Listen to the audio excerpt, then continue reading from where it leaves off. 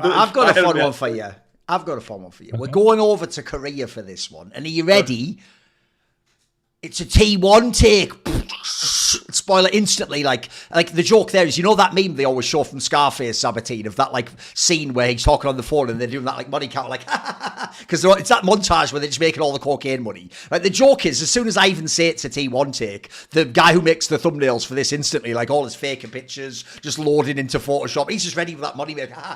This is what he does basically. He just makes faker thumbnails. So here's the take, and what's funny is, it's going to be a mad hot take because it's going to sound like, on the one hand, I'm like a T1 fan to make this take, but I'm actually simultaneously wrecking T1 fans by making this take. Because here's the problem. If you actually said to me the second that T1 won Worlds, what I actually thought would happen, Sabatine, which is they'll just successfully sign all 5 players again. And of course you run it back. Like, by the way, you run it back probably anyway if you win Worlds. But if you win Worlds back to back with the same 5 players, just almost narratively, you almost have to just try it one more time to see if it doesn't work, right? I don't even though that's not really actually, by the way modern sports thinking works. Like, actually in sports thinking, even if you win the league, you try and upgrade your roster to make sure you win the next one. I actually think in esports we're a bit more sentimental. People just need to know, would that 5-man lineup have won or not? So what's funny is, if you'd have told me actually in the off-season that T1 successfully manages to sign all the players like Zeus again, I would actually tell you that's a mistake, because I do think that the World's wins,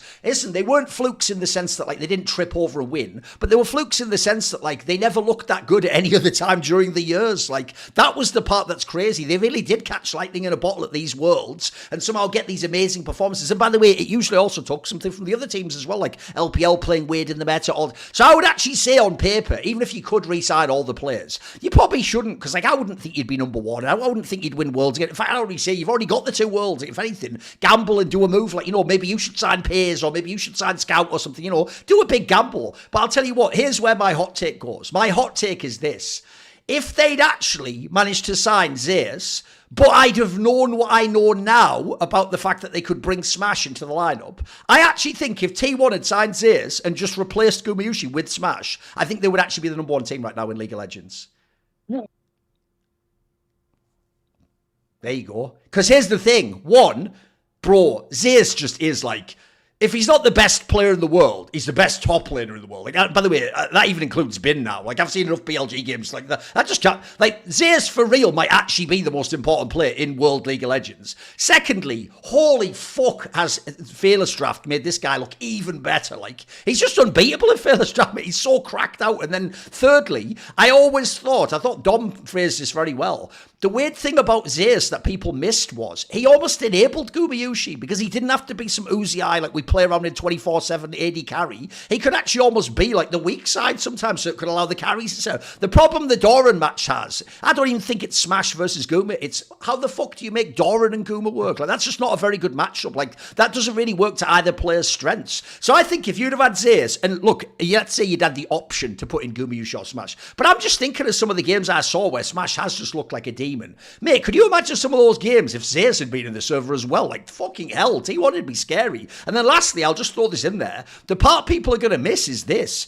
Bro, I actually think this might be the best Faker start of a year since like 2 years ago or something, like 2023. Like, he actually was, in the winter split, he was actually cooking. So I also think if you could have had Faker play at that level, Zeus just still there like he was in Hanwha, and you could have brought in Smash or something. I think and then lastly, the last detail is also the world scene did change. Like, if you go look at the LPL right now, it's a fucking mess. Every single top team can lose. If you go look at LEC, it's all over. The competition's wide open. So I actually think right now, if you look in Korea, like, yeah, Gen G's really strong. They're really strong off hands. They still have a lot of flaws. They're not as clean as they used to be last year. Hanwha Life, by the way, actually is just sort of winning by virtue of like the floor of their game. They don't even blow anyone out the server. Only first stand is where they crushed anyone. So I actually think for real, T1 would be number 1 right now if they somehow signed Zeus. What do you think about that hot take?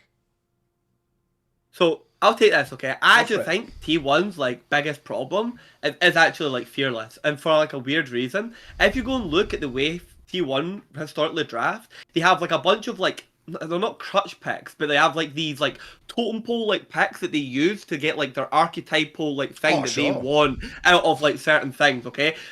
Famously, like Zeus is like one of the massive like implementers of this. It like MSI, he would like pick like specific things into like lane swap so that they could have like the opposite thing in the bot lane and stuff like that. So like he'd play the Zerion and Guma would play like the shorter range, the longer range carry with the utility, like yada yada yada. You've seen it all before. And then owners like pick would always complement off of like Faker's pick, and like it would also always complement into the idea of like if you took Kyria and Owner top at the early fights, it could link up and bridge Zeus into the game on like specific level 6 timings and like power spikes. The problem is you can't do that 3, 4, 5 games in a row now with Fearless. You have to be able to play like sometimes you just have to be able to play a poke comp. And T1 were never good at actually playing like archetypal poke comps. What do you call it? Mixed multivariable angle engage, or like the infamous BLG style. They just were not as good at like playing these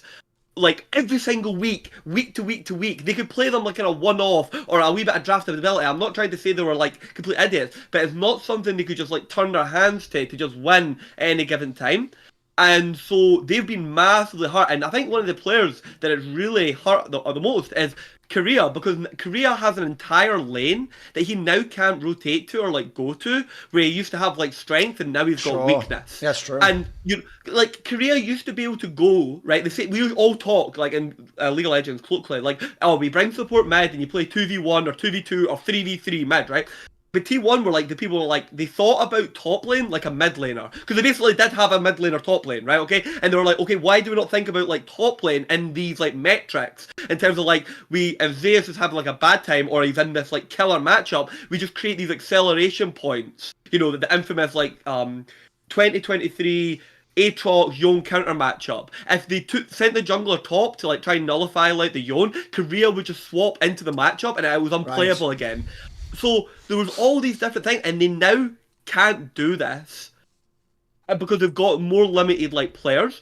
And in any team, once a team like starts fucking up, the ADC and like the jungler, the first 2 roles are just going to go to, like the wheels are going to spin off the car, because ADCs in modern League of Legends right now just cannot function on like failing like teams. But even beyond that, I actually think Smash and Guma I think Smash has had better peaks, obviously. But their like floors have just kind of been like their own fault. I don't like Smash has got more variance in his game, and I think Guma's just like been bad.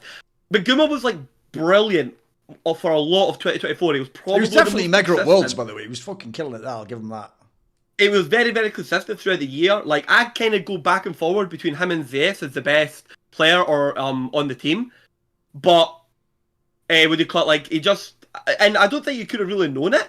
But like you're now no longer facilitating one of your best players, and like Guma just doesn't seem to be able to get like a stability to his game where he can provide the utility that he used to have in draft, like game to game to game. So I don't know. There's just so many problems with like the team right now. I don't know if having that fixed would have just made it. It would need to be like a lot more variables for me. It's hard to say though. I don't know if it's ADCs. Is basically my point.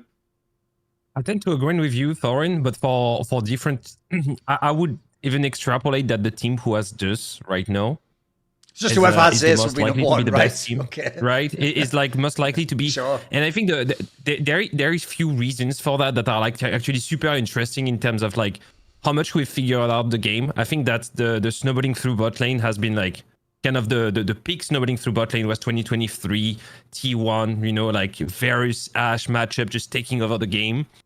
And I think there has been a lot of like new features in the game, such as swap laning and stuff to kind of prevent that. And at this point, when I look at the games, you know, week after week, most teams that are dominant right now in the world, no matter where, are the teams that have the opportunity to either blind a strong top in any matchup, to fall in draft with support matchup to get that priority and play snowball through bots, or have a counter pick top in a way that the blind top, opponent blind top is in a weak spot, and you can actually, if your bot lane's losing, you have counterplay on the top side, your support can roam, you can always control at least half the map. And that is something that like Zeus is the best at, because I think that, not that like, for instance, someone like 369 is not like insane at playing weak side, but Zeus can flip from one game to the other from being an extraordinary carry player to being a very respectful Aatrox, bad matchup, defend the dive, do one-on-one against 4-player type of player. And just because you have this guy, you can decide during the draft whether you want to blind and get your counterpick support and play through bot side because your mid jungle is strong and you can dive, like, I don't know, like you have Xin Zhao and Galio and you can go bot. Or you want to play scaling, but then you're going to have your bot lane kind of pushed in and you want to play through top and you just give that to Zeus. He's the only player in the world so far that I've seen in 2025 that's able to play both styles at this level. And for that reason, I think whoever has Zeus has an edge when it comes to, and especially in Fearless, has because when you fall and you have less picks and counter picks become more polarizing because you don't have these blinds like Rumble or Gwen, you know, that you can play into anything and you need to actually have someone with hands. It does work much better when you have someone that can play everything. And you can kind of see it as well in Europe, which I watch more with Casey. Kana can play blind and counter pick very well.